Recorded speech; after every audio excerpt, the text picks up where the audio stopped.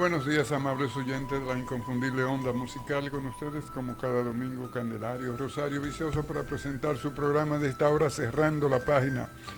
Programa en el que hacemos comentarios, entrevistas, análisis, además de informaciones y que transmitimos a través de los canales de este medio, la inconfundible onda musical, por los 11:50 AM, su plataforma digital ondamusical.net y a través de sus canales en las redes sociales, Noticias 1150 y a través de mi cuenta de Facebook. Hoy estará con nosotros el profesor Kelvin Pérez, quien nos ayudará a hacer el programa y tendrá una participación muy especial porque este día 19 se conmemora un año más del magnicidio del presidente Ramón Cáceres y vamos a estar tocando ese tema. Muy buenos días, profesor Pérez. Buenos días, Candelario, mi directo amigo, y buenos días a los radioescucha y aquellos que de alguna manera están conectados con nosotros por una de tantas de las redes sociales. Un Sí, placer compartir contigo este día. sí, el placer es nuestro que haya aceptado como la otra vez y ahora y en las futuras estar aquí en este medio trabajando junto a nosotros. Está bien, hoy es domingo 17 de noviembre, penúltimo mes del año, de este año 2024. La ONAMED anuncia que las lluvias comenzarán a disminuir a partir de hoy domingo, porque las últimas semanas el país se ha visto muy eh, inmerso en tantos días de lluvias, de inundaciones, de bordes de ríos, en fin. Pero ya las lluvias parece que, según los informes de meteorología, comenzarán a disminuir. Hoy se clausura la Feria Internacional del Libro, ese evento cultural que se celebra todos los años ahí en la Plaza de la Cultura. Hoy será su cierre. Esperamos que haya sido un éxito, no solamente porque la haya visitado mucha gente, sino en la venta de libros, en Sí, la se habla venta de de buena libros, venta. en la venta de libros. Yo siempre he creído que el Estado Dominicano ha debido dedicar una porcioncita del presupuesto para eh, subsidiar a los vendedores de libros, para que el pueblo pueda, libros que te encuentran a ti que te cuestan a ti en la librería, 2.000 pesos, 1.500 pesos, 1.000 pesos, 700, 800 pesos, que la gente pueda comprarlo a un precio asequible, muy asequible, porque están medios caros. Muy caros los textos. Pero esas son de las inversiones que realmente hacen efecto en la sociedad, la educación incentivada por la lectura. Porque no sería un gasto, es una inversión, Claro que sí. tiene retorno en la educación misma del pueblo dominicano. También felicitar al Club Mauricio Báez por haber ganado el último juego de los 7 y del torneo y alzarse una vez más con el campeón del básquetbol distrital. Se llevaron el gran trofeo. Felicitaciones a ese tradicional club que tanto ha aportado en todos los aspectos de la vida social, cultural, deportiva al sector de Villajuana y a la capital entero. Felicitaciones y que sigan trabajando duramente los otros conjuntos, que se fortalezcan para que también sean ganadores. Bien, antes de entrar en materia con lo que vamos a tratar sobre la gestión del bien, mal, eh, nunca aceptada la forma en que terminó su gestión Ramón Cáceres. Vamos a ver aquí algunos puntos. En La Vega, Kelvin, parece que el problema de la que se creó en la alcaldía del municipio de La Vega parece que está por terminar porque fue revocada la renuncia de la señora Custodio, ya alcaldesa, ya no vice, porque ante la decisión del presidente de la República, Abinader, de designar al que era alcalde de ese municipio, el ministro de Deportes, entonces debió asumir la señora Custodio, pero renunció, quedó acéfala. Se plantearon muchas alternativas, muchas fórmulas que ninguna fueron aceptables, fueron viables porque estaban al margen de lo que la ley establece. Y parece que al final de cuentas se impuso la razón. Decidieron que se revocara esa renuncia para que ella pudiera ser juramentada por el Consejo de Regidores y funcione como tal, que yo entiendo que era la mejor salida. La oposición planteaba nuevas elecciones y elevaron una instancia ante el tribunal ahí de la competencia para esos casos, la Cámara Civil y Comercial, y les fue rechazado. Han alegado ellos que seguirán por la vía de la justicia, pero nuevas elecciones ¿para qué? No tenía sentido. Yo pienso que hay que revisar muchas cosas, entre ellas esa, con la ligereza con que se vulnera la ley y la institucionalidad en este país, que todavía no hemos podido superar lamentablemente muchos de esos escollos.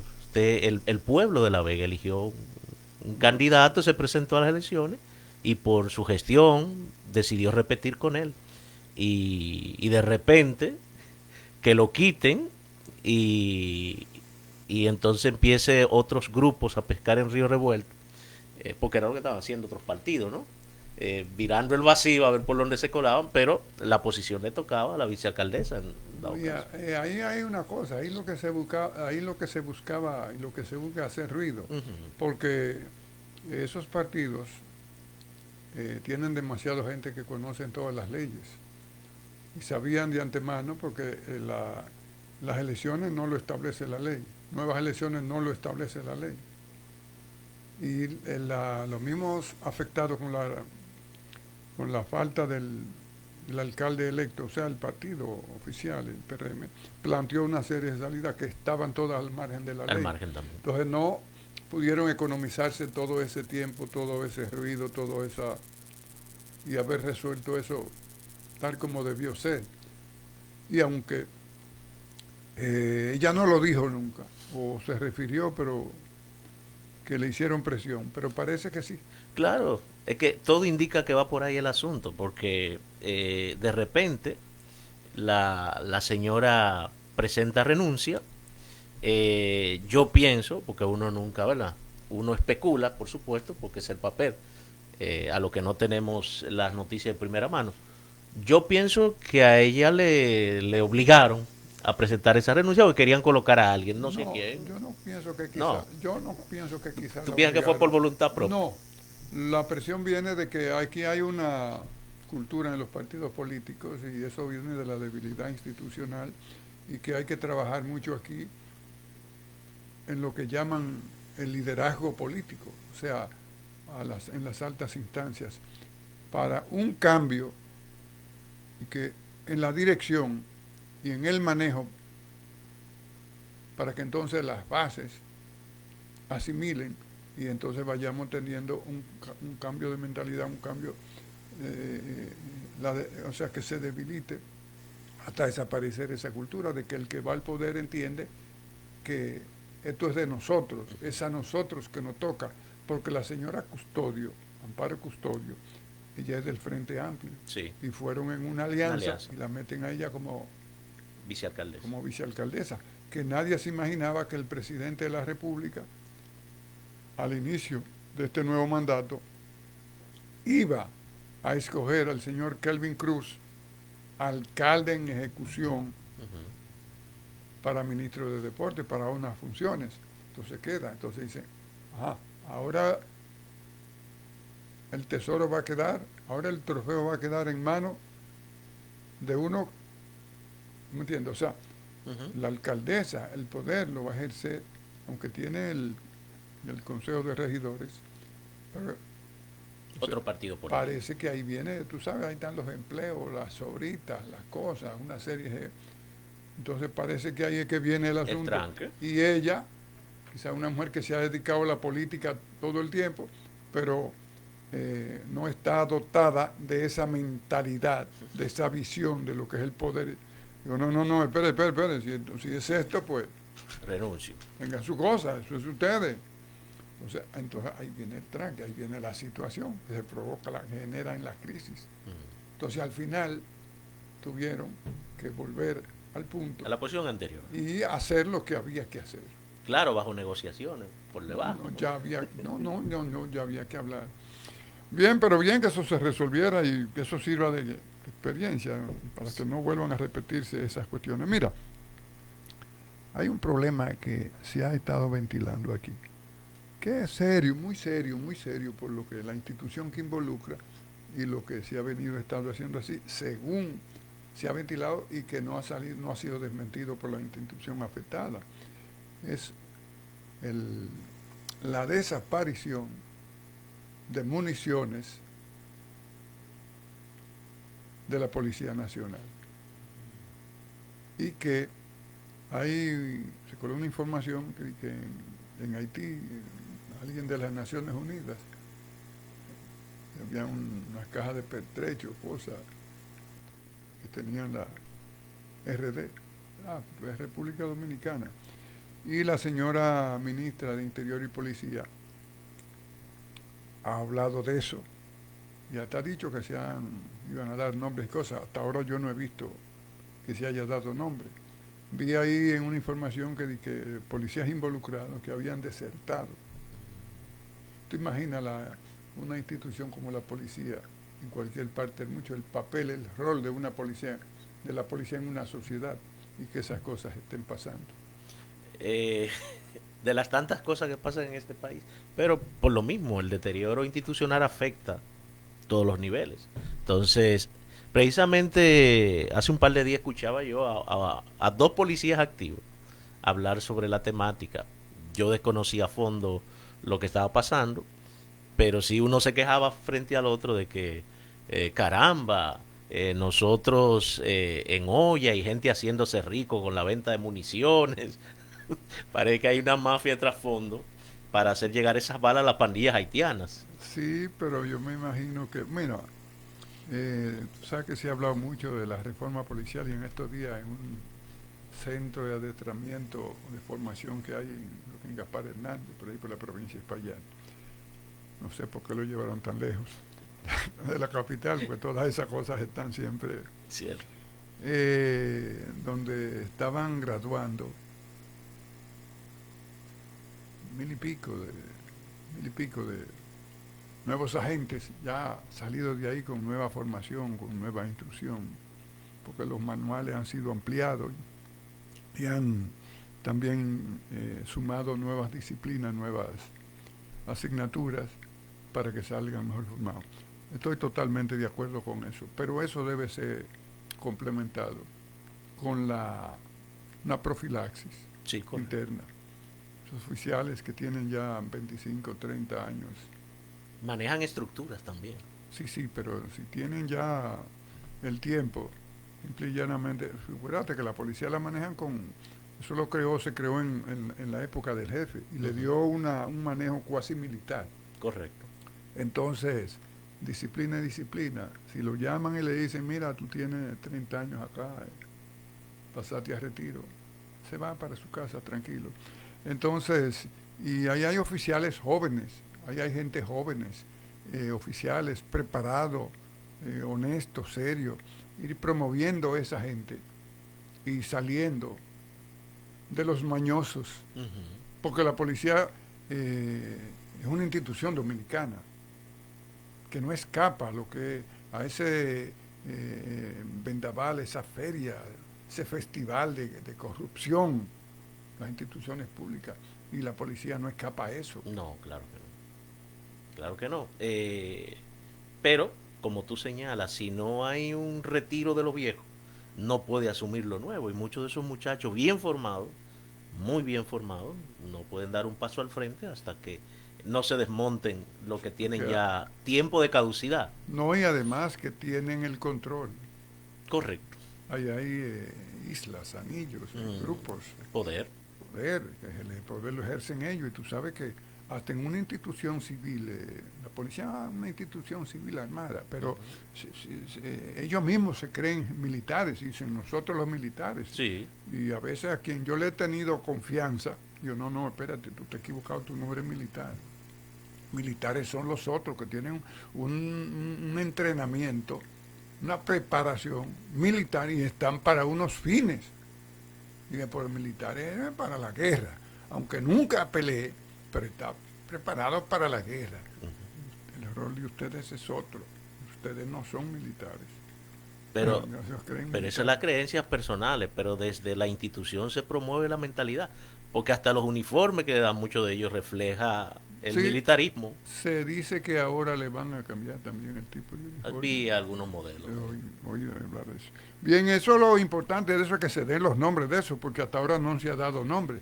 Dice que unos policías desertaron. Yo que soy medio, que tengo una tendencia a la duda siempre, porque soy suspicaz, no dudes tú de que ante la candela que viene caminando, dice, mira, esto.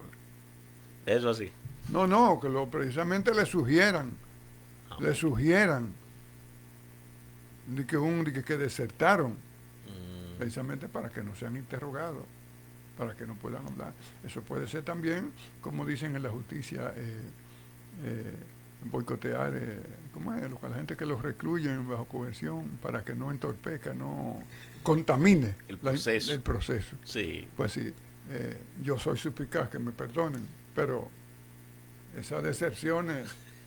Yo tengo fe en una verdadera reforma algún día, porque yo más que criticar y bombardear las instituciones, mi deseo es que se fortalezcan y la policía es una de ellas, porque la necesitamos.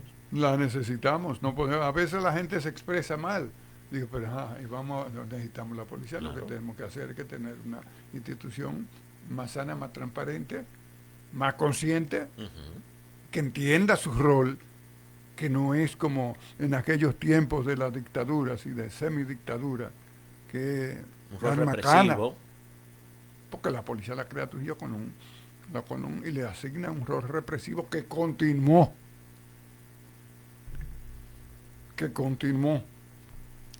Pero vamos a esperar que se den nombres, que eso concluya y que se den nombres. Ojalá. Que se den nombres, que no le estén dando vueltas.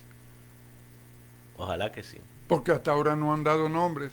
Ni se ha dicho que han arrestado, que está bajo arresto, que bajo arresto. La ministra dice que se va a dar. Pero cuando viene a ver, dice que no es conveniente usar el rol de la policía, eso que más que bien haría daño, que nosotros lo sancionamos y lo sacamos. Exacto. Y a veces los que van a dar nombre se protegen también. Porque... Bueno. Pero bueno. Bueno.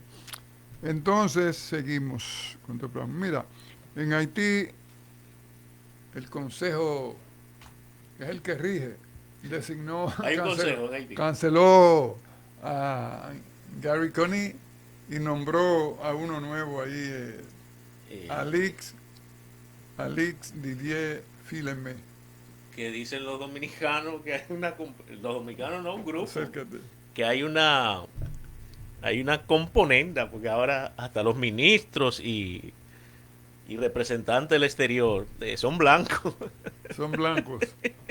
No, Tiene una tez blanca. Yo he escuchado esos disparates pero tú en sabes, tu gira. tú sabes muy bien como historiador que en Haití, durante la colonia, los esclavistas tenían sus amantes Ujú. africanas y ahí surgió ese, Mulataje. ese mulataje que ellos, muchísimos de ellos reconocían, lo mandaban a estudiar a París y al final de cuentas esos fueron los herederos del poder y todavía detentan el poder, Sí, la clase dominante. la clase dominante.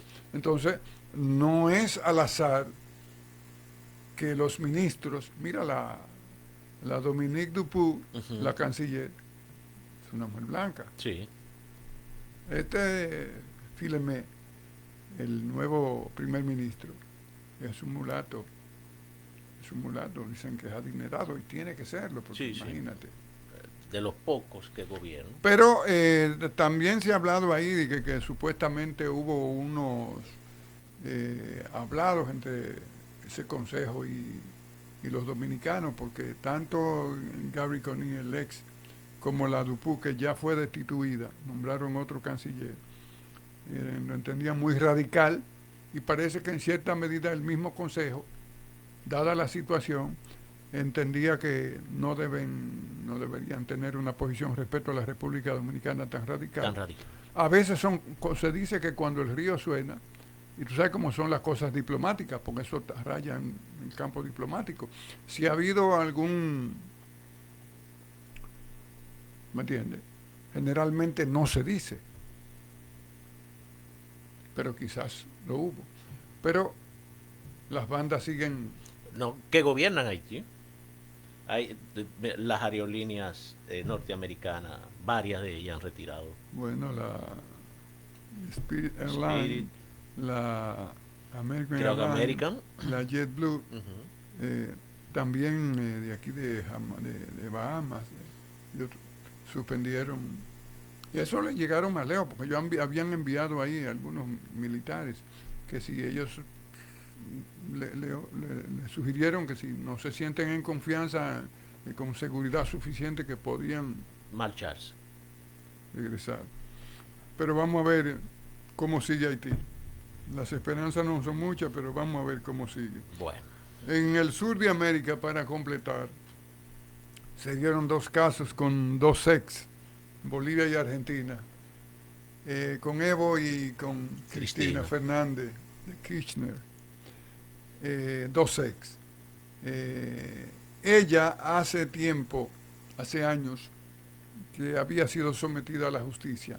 Ella incluso después de presidente de la República fue vice, fue senadora, todo tratando de saltarse, de ser arrastrada. La inmunidad. Sí, sí, buscando inmunidad para... Pero ahora dieron un fallo definitivo ratificándole 6 años. También el señor Javier Milei le quitó la pensión que tenía. Como también dice que está preparando un proyecto de ley para modificar la ley electoral y quitarle la subvención que le da el Estado a los partidos políticos. Porque él tiene, políticamente, en términos políticos, él es, como dicen, de derecha y de ultra. Libertario, Sí, ultraderecho. él es en la línea de Donald Trump, de Bolsonaro, el de Brasil, y él está en contra de ese populismo que habían introducido y que habían manejado en Argentina esos últimos gobernantes que vienen del peronismo. Sí. El único que no salió del peronismo fue Macri, pero después los otros todos vienen del peronismo. Y él está en contra de todo eso. Pero es una situación difícil para la señora Fernández, una señora ya de edad. Ujú. Pero si ante la justicia somos todos iguales, Hay que dar cuenta. Hay que dar cuenta. No puedes usar la política como como a veces se apela a la persecución, Sí, no, ya ha apelado a ese, de que es una a ese persecución política. discursito Sí, sí, que es una persecución política. tradicional en América Latina. Sí, sí, en la República Dominicana también. Sí, Óyeme, eso y el caso de Evo Morales, que tiene no, un problema de crisis, ha creado un problema de crisis ahí en Bolivia, porque está decidido a volver. como sea. Pero también consiguió unos fallos en la justicia, en los tribunales superiores. Primero, fue que no lo conocieron jamás, lo reconocieron jamás, no le dieron ganancia de causa, como dicen, para que ejerciera como presidente del movimiento al socialismo más. O sea, reconocieron la parte que encabeza el presidente Luis Arce. Pero además de eso, el otro fallo es que no puede presentarse como candidato a las elecciones en este año que viene, el 25. Ya está bueno. 14 años mandando de manera consecutiva y hay que recordar las maniobras que hizo para, habiendo convocado referéndum, que lo perdió, pero después maniobró y maniobró por la vía de la justicia y consiguió habilitarse para continuar ejerciendo el poder. ¿Sí? Permear las instituciones, controlarlas para alargar. Lo mismo que pasa en Venezuela y lo mismo que pasa en ese grupo de países alineados a ciertas corrientes ideológicas Sí. que fortaleció el presidente Chávez y que hay un grupo de herederos que ha pretendido perpetuarse en el poder sin cumplir con los roles democráticos, que iban apelando a ellos para criticar a otros. Pero fíjate lo que le pasa a Maduro ahora en las últimas elecciones celebradas en el mes de octubre. Él perdió las elecciones, La perdió, la perdió. claro. Y como yo le decía a un abanderado de Chávez y de Maduro y de esa corriente política, yo le decía, digo, mira, lo que pasa es lo siguiente, en Venezuela primero perdieron la asamblea parlamentaria y tuvieron después que maniobrar para no salir perjudicados. Y ahora pierden las elecciones. Digo, entonces yo le dije, digo, ¿tú sabes lo que pasa? Tú puedes tener el control de la policía, de las Fuerzas Armadas, tú puedes tener el control de la prensa, tú puedes controlar el control de la justicia, tú puedes tener el control del tribunal electoral, el que monta y administra y supervisa las elecciones, tú puedes tener el control de la prensa, de todo, como en Venezuela. Pero tú convocas unas elecciones en las condiciones en que se encontraba la sociedad venezolana, que está harta de eso, que rechaza, ha dado muestra de que no es verdad que respaldan en un 60, en un 70% esa gestión. Digo, tú convocas las elecciones con otro candidato. Tú tienes el control de todo en la sociedad. Pero ¿cuál es el problema? ¿Dónde está el problema? En que cuando se va a votar, tú no tienes cómo conseguir que los resultados vengan favorables a ti. No, eso no. Porque cuando cada ciudadano va ahí y vota, tú no puedes tenerle un gendarme ahí para obligarlo a... Tú no tienes un mecanismo para que lo que se haga cuando venga el escrutinio sea favorable a ti. Digo, entonces, ¿qué resulta? Los resultados le fueron desfavorables. Entonces, ahí vienen las maniobras, lo sucio. Los cotejos, ¿cuánto duraron para mostrar las supuestas actas? Nunca la mostraron. Nunca. Nunca. Nunca la mostraron. ¿Y cuál era el problema? De mostrarla a los 2 días. Pero entonces, ¿en qué termina eso? Reprimiendo, o sea, haciendo lo mismo que ellos censuran, que ellos denuncian y que en tanto han dicho que es negativo, perjudicial para la sociedad, el desconocimiento de los derechos más elementales, de las libertades públicas, terminan en eso mismo, para mantenerse en el poder. Pero entonces eso hace que el pueblo se le vaya en contra. Sí. Y yo pienso que el elemento ahí digamos que permite la permanencia de esos grupos, el poder militar. Oh, claro. El Y poder tienen, militar que responde a los intereses. y tienen también que permitir a esos que le acompañan actos de corrupción. Obligado, obligatoriamente, para permanecer. Tienen que ser tolerantes. Así es. Mira, vamos a entrar en nuestro tema ya en esta última media hora. El señor Ramón Cáceres Vázquez, nacido en Estancia Nueva, municipio de Moca, provincia de Espaillat. Eso fue en 1866. 6-6. Sí, hijo de Memé Cáceres, uno que había sido vicepresidente de la República Y presidente. y presidente, y que fue muerto aquí mismo en la ciudad colonial. De eso acusan a Lilis y hasta Meriño también. Ah, también está involucrado. La gente del Partido Azul. Sí, hasta Meriño también.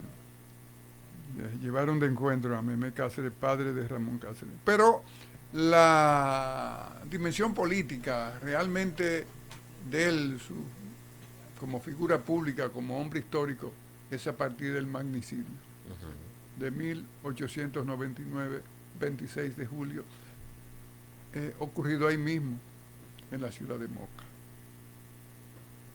Conspiración que le encabezaba su primo hermano, Felipe Horacio Vázquez Lajara. Es importante que señales eso, el Vázquez, que es el segundo apellido de Ramón. Sí, eran primo hermanos. Sí, primo hermano. Primo hermano. Y que le unía, aparte de la familiaridad, una gran amistad. Sí, sí. Era muy cercano.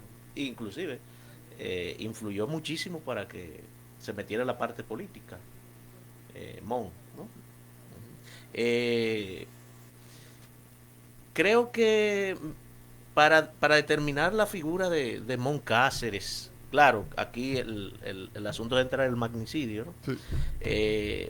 Pero hay un todo, hay un contexto que, que sería interesante analizar. Hay opiniones encontradas sobre su figura. Eh, Dictador para algunos, en términos personales para mí no, A mí pero tampoco. hay quienes los consideran así.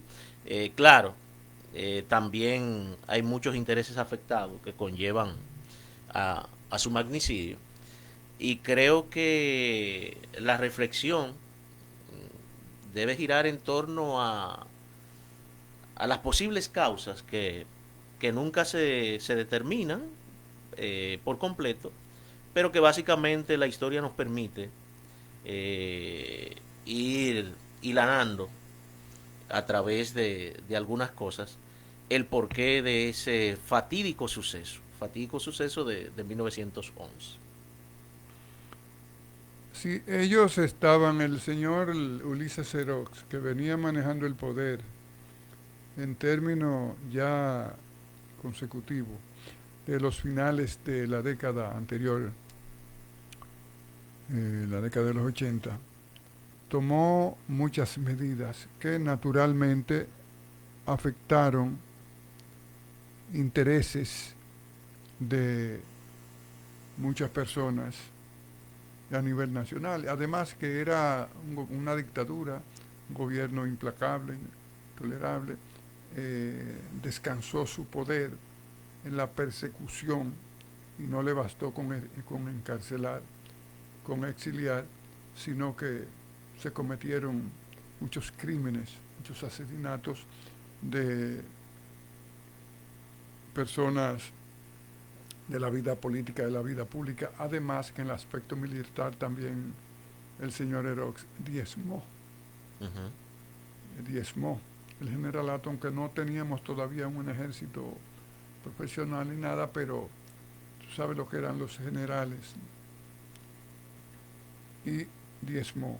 Entonces, ya para esa época la República Dominicana vivía en un estado de desencanto, de disgusto, porque estaba hastiada de la forma como Lili se había manejado desde el poder.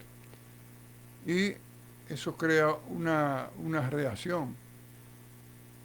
Y este grupo de jóvenes se dio por organizar esa trama para eliminar a Lili. Durante el periodo de Lili hay que reconocer que hubo crecimiento porque impuso una paz.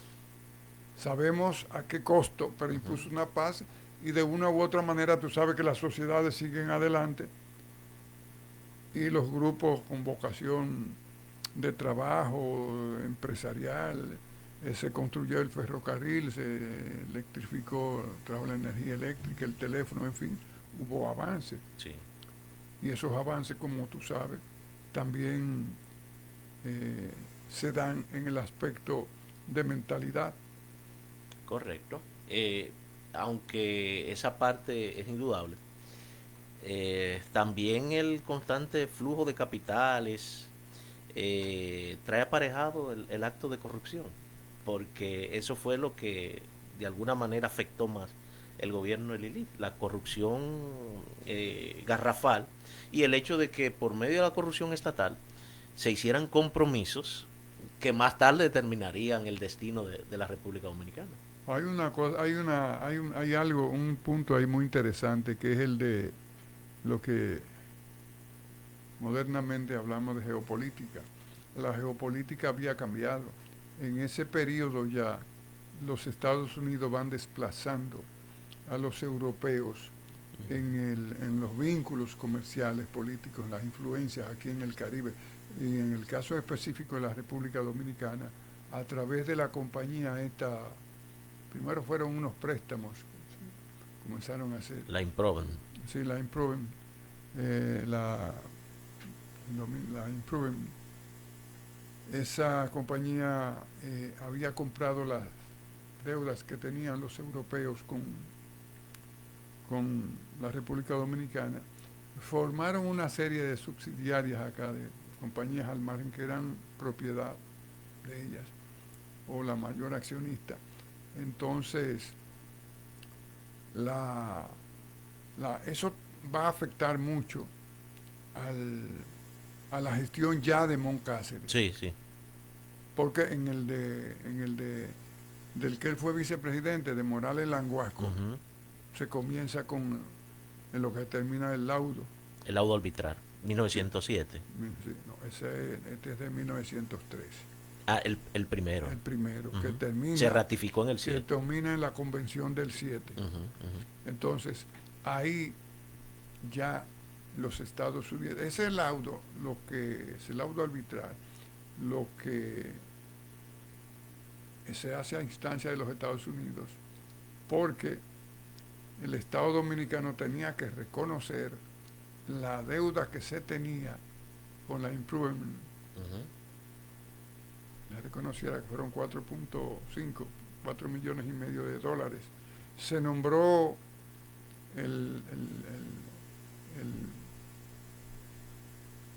un arbitraje que estaba compuesto por 3 personas. El gobierno dominicano sugería uno, los Estados Unidos sugerían otro, y entonces el otro lo sugerían ambos gobiernos, ambos jefes de Estado, pero que resulta que tenía que ser escogido o de la Corte Suprema de los Estados Unidos o de un tribunal de apelación, de un tribunal menor, pero de los Estados Unidos también.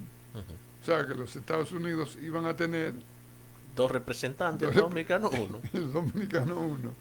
La República Dominicana, eso se firmó, ya eso es en el laudo arbitral, que termina en 1907 con la convención, donde ya ahí se continúa con la cesión de las aduanas, y eso le da ya, en el aspecto económico, a los Estados Unidos unas ventajas. Y que siembra una animaversión de jugando con el nacionalismo de que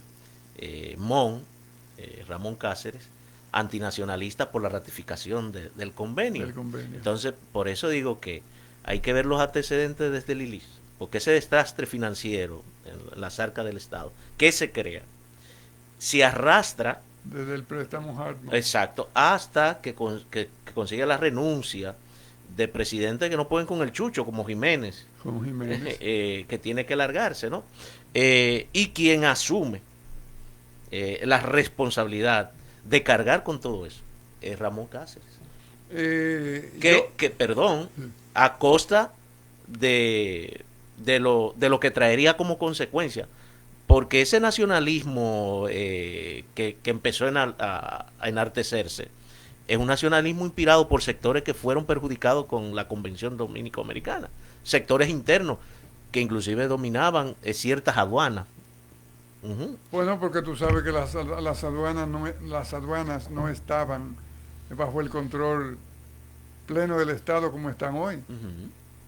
En Samaná había uno que era el general que más influencia tenía por ahí. Sí, correcto. La aduana eran de él. ¿Y Montecristi? En Montecristi y en Puerto Plata, el general que más influencia tuviera ahí.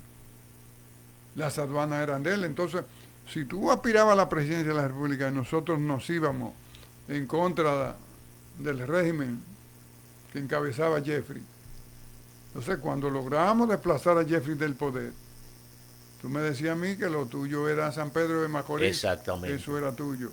El otro me decía que lo de él era Samaná y Sánchez. Digo, eso era de él. O sea, las aduanas estaban controladas de manera particular. Uh-huh. No estaban bajo el control estricto del Estado, del gobierno, en ningún momento. Y eso generaba tantas luchas, las ambiciones, exacto, las apetencias que llevaban a la República Dominicana por consecuencia a ese estado de inestabilidad. El señor Cáceres estuvo muy bien orientado por Federico Velázquez Hernández, que fue su asesor, que tenía mucha experiencia porque había vivido en los Estados Unidos, tenía una visión ya de Estado. Con relación a ese nacionalismo que tú dices, yo nunca he estado muy de acuerdo porque yo tengo que ver la cosa en el contexto en que nos encontramos en esos momentos. La República Dominicana no podía naufragar, tenía que ir adelante. Nunca tú debes hacer cosas al margen de la realidad que tiene, lo que la realidad impone. Lo sano fuera ser patriota y nacionalista, tal como lo encierra la palabra, el término, o los términos patriota, nacionalista. Eso debería ser. Pero la realidad a veces es otra. Es otra. En el año 1916 hasta el 24, los norteamericanos intervienen y se encargan del país administrativamente, políticamente. Pero habían dos, había lo que exigían la renuncia pura y simple, uh-huh. Pero había un grupo más pesado que decía, no, espérate, vamos a negociar. Hay que negociar. Esa fue la que se impuso. Que lo real. Entonces, volviendo al tema, Cáceres surge ahí a partir de la conspiración que da el traste con la muerte de Lilis. Cáceres era muy apegado a su zona cibaeña y a su estancia nueva. A él fue designado como representante del gobierno ahí en la zona norte. Y él se quedó viviendo ahí. Tenía sus negocios también ahí. Tenía sus negocios, su familia. Pero además de sus negocios, de sus cosas, él era como muy apegado. Sí. Teníamos ese sentimiento regionalista muy identificado. Fíjate que él se traslada definitivamente a vivir acá, ya cuando es presidente, y su esposa la trae a vivir acá, que tiene ya unos años ejerciendo la presidencia de la República. Pero vamos a todas las cosas que él tuvo que hacer para pacificar el país. Bueno, una de ellas, que todavía repercute hasta nosotros, con el preso hasta la Guardia de Mon, sí. Por la Guardia de Mon, fue la reorganización de esa Guardia Republicana que ejercía como policía. Que se había fundado en el periodo del que él fue vicepresidente, Carlos Morales, Languasco. Carlos Felipe Languasco Morales. Entonces, por el contexto, una guardia represiva que debía imponerse sobre caudillismos locales, agitadores, y comprendió Mon que la única manera de él lograr gobernar y llevar a cabo una agenda era si el país de alguna manera se pacificaba, porque no había otra forma, no la había. Entonces empezaron a acusarlo, esos mismos sectores, porque ahí entra oposición política y todo eso, y hasta de su propio partido. Que el racismo se dividió. Claro, hay un cisma entre los líderes. Horacio tuvo que ir salir al exilio.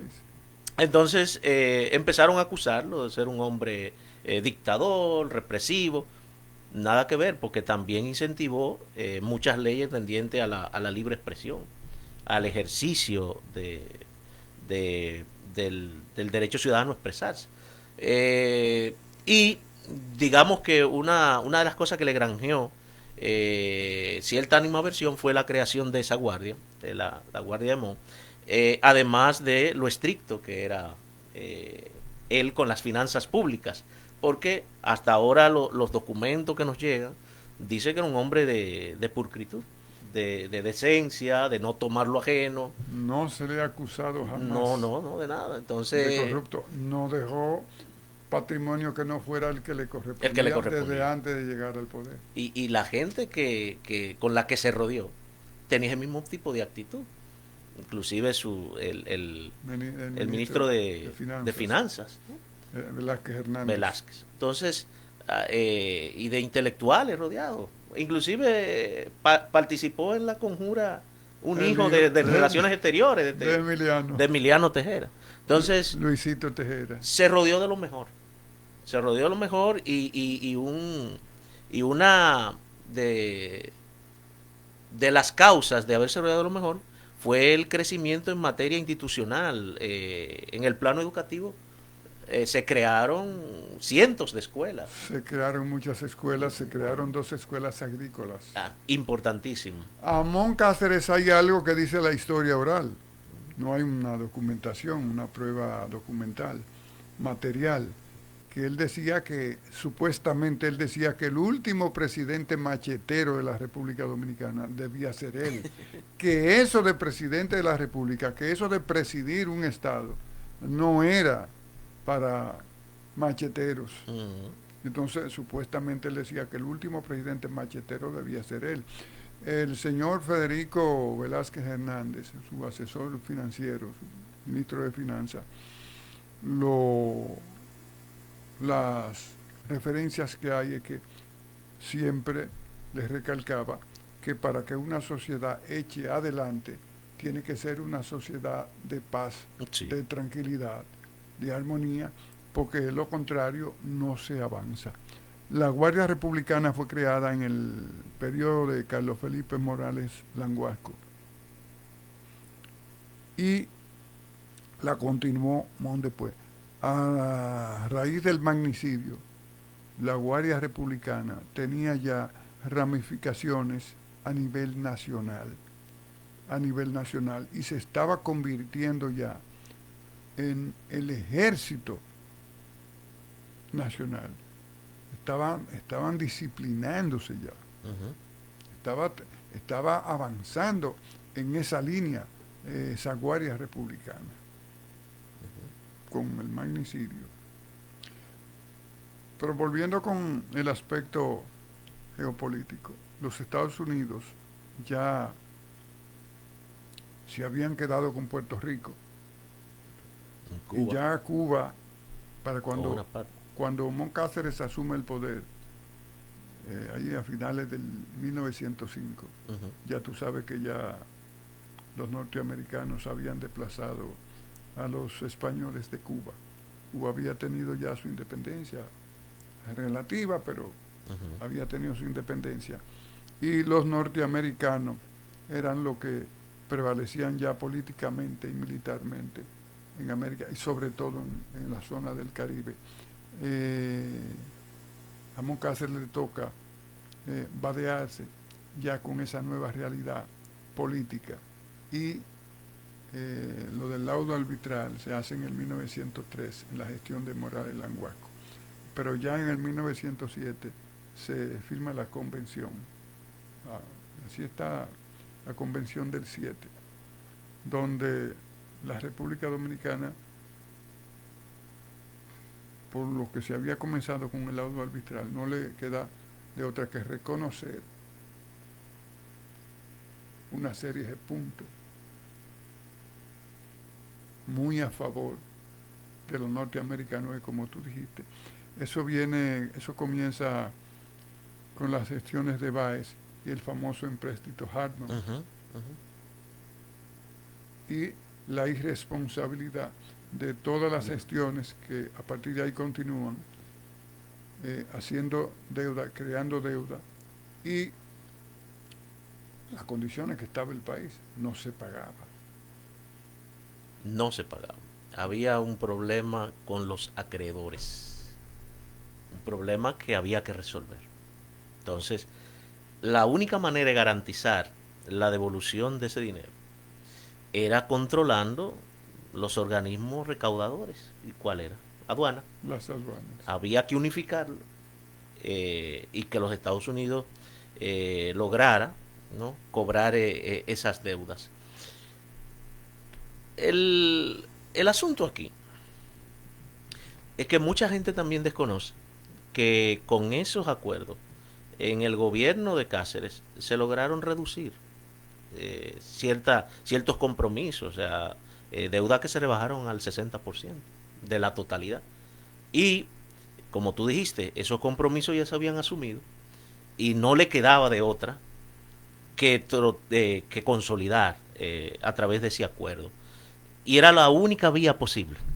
No había otra. No había otra. No había otra. Alguien tenía que cargar con el costo político y lo cargó él.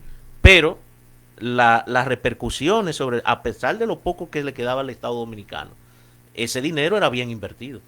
Era bien administrado. Bien invertido, porque la ampliación del ferrocarril, la construcción de las escuelas agrícolas, la construcción de escuelas públicas, las carreteras que hoy sí, nos comunican. En su periodo se inició la construcción de la carretera, que cuando se produce ese fatídico hecho, que andaba por ahí por lo que los dominicanos hemos llamado siempre el kilómetro 28, el 28. Por ahí creo que iba la carretera, que a partir de ahí tú sabes que entramos en un caos, en un ambiente de anarquía, porque del 11 hasta la entrada norteamericana, eso fue, bueno, el conchoprimismo. El conchoprimismo. Y la continúan los norteamericanos después, en su periodo de gestión de 8 años, que ya terminan de construir las carreteras. Pero con Moncáceres se estaba ya comunicando el país vía terrestre. Yo pienso que, y defiendo, porque lo digo públicamente, lo he dicho siempre, que le tengo cierta admiración a él por su honestidad. Sí. Y por la forma como manejó el país. Y lo que tuvo que hacer para pacificar el país, que es contrario al caso de Ulises Ceró. Ahí en la zona noroeste, ahí él hizo cosas terribles para controlar Andrés Navarro, Demetrio Rodríguez y comparte, que tuvieron que metérsela en Haití, porque según relatan los hechos, le enviaba mensajes a sus generales, a los generales, le enviaba mensajes sugiriéndole que repusieran las armas, la costumbre, el hábito ese de estarse levantando para... pero ven acá, cada vez que necesitaban algo. Y concomitantemente con eso, dándole plazo, decía, me voy a poner a la cabeza de mis hombres y voy para allá. Si te agarro, y se ponía a la cabeza. Y se ponía a la cabeza. Y lo logró. Y lo logró. Lo logró. Logró pacificar esa zona. Hay algo personal de él. Dicen que nació ahí en Estancia Nueva, Moca. Él, le gustaba mucho reír, estaba como a hacer bromas, cosas. Dicen que era un jinete intrépido. Sí, sí, tirador, jinete. Intrépido. Dicen que le gustaba bailar. Una fortaleza física. Sí, era una persona como de 6'5", de estatura, muy fuerte. Y de trabajo. Sí, hay una anécdota que cuando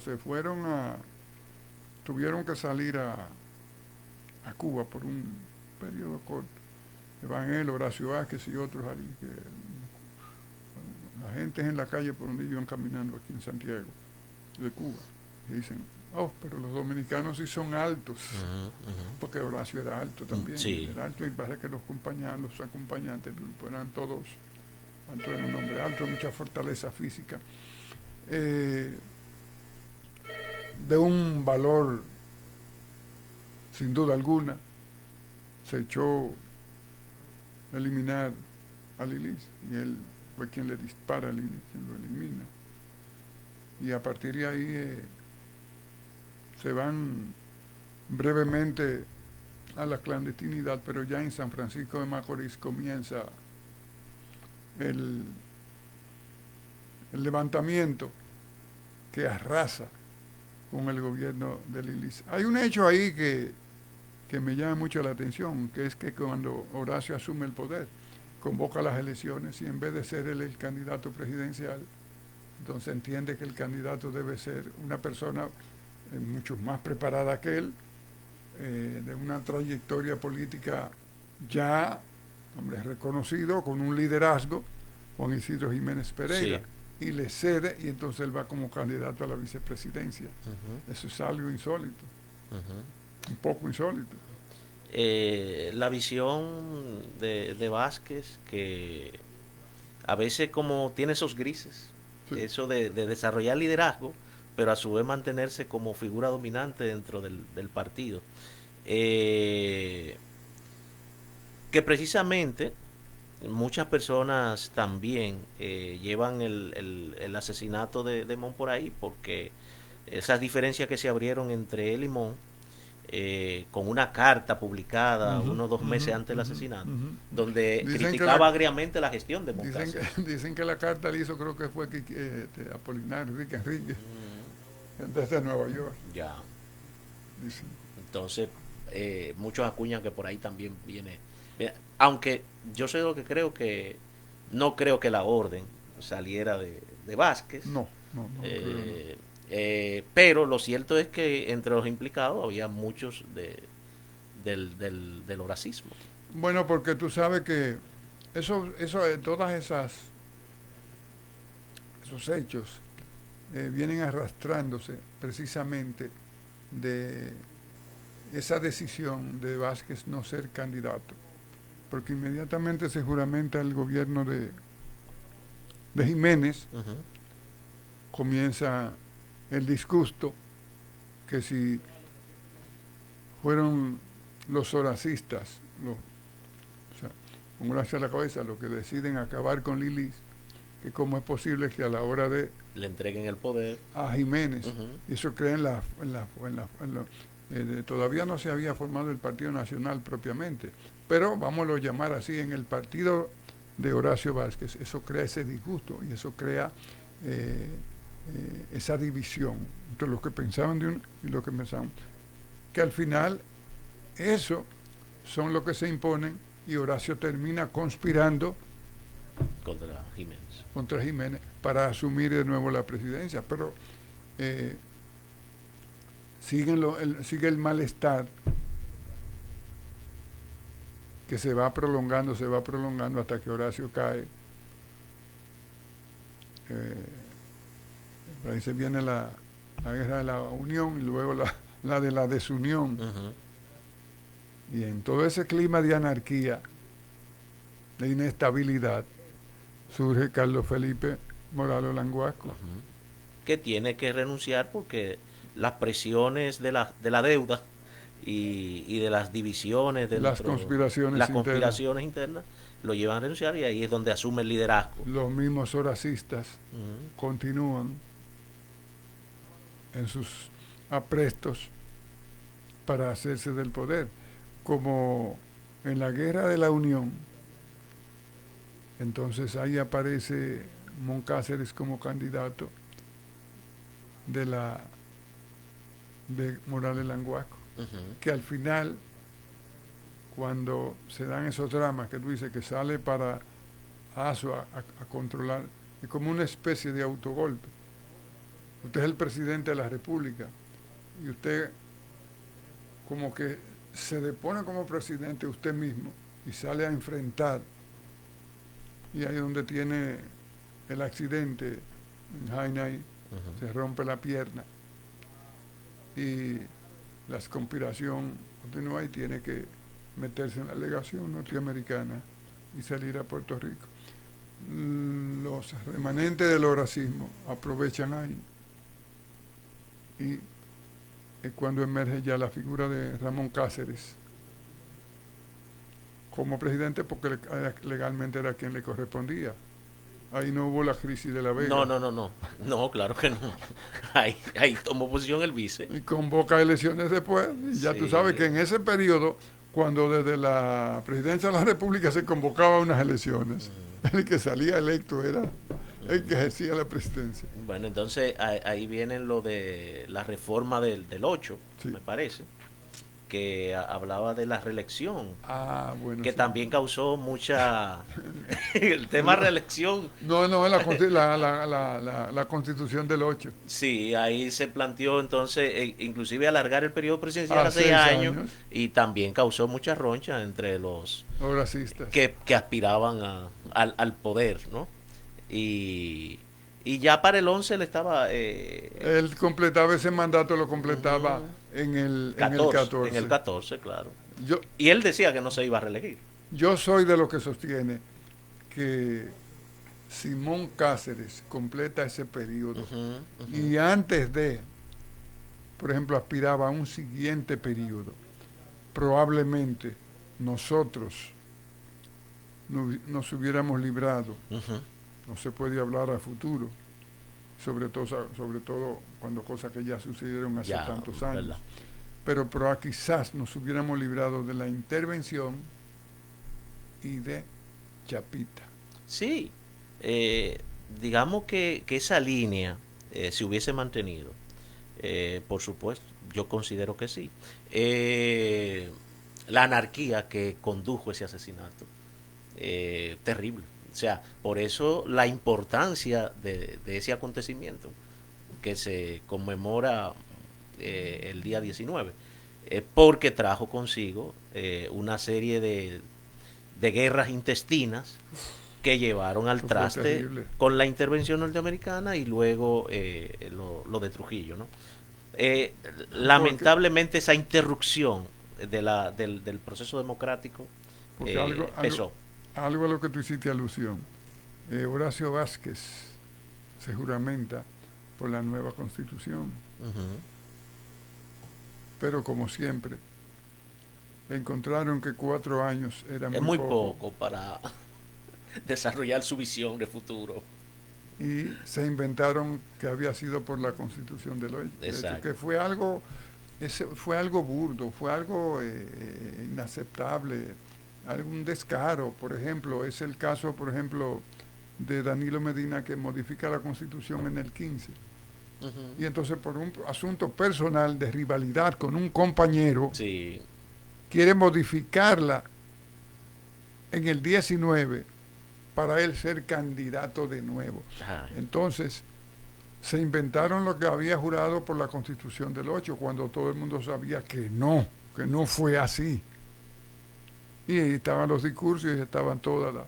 Pero, como tenían mayoría en el Congreso, lo pasaron y alargaron el periodo presidencial hasta el 30, con el agravante de que ya Horacio Vázquez, un hombre de más de 70 años, con una salud muy deteriorada, se lanza a la candidatura presidencial.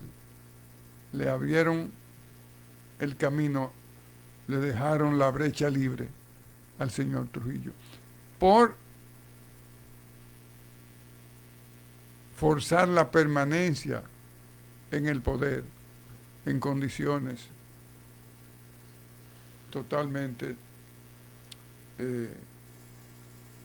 desfavorables. Sí, Horacio que entre el mal. Era uno de los eslogans, ¿no? Sí. A los horacistas le corresponde el hecho en la República Dominicana, ya en el aspecto de los partidos políticos, que es, porque tú sabes que la independencia se logra en 1844, que en Europa, que siempre ha ido a la vanguardia en una serie de cuestiones de orden cultural, social, científico, se estaban configurando los partidos políticos ya propiamente, tal como lo conocemos hoy día, estaban en esa fase. Imagínate qué podía haber en la República Dominicana. Y arribamos al siglo XX sin partido político. Pero el Partido Nacional, el partido de Horacio Vázquez, es el primero que adquiere ya la configuración por una estructura ya de partido político, el Partido Nacional, que junto a Jiménez Pereira, que había prolongado su vida política, se dividieron la influencia política, el liderazgo en la República Dominicana. Nos hicieron señales ya.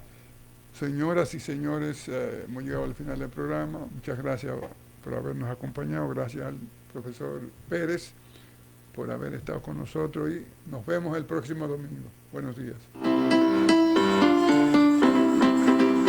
El Señor nos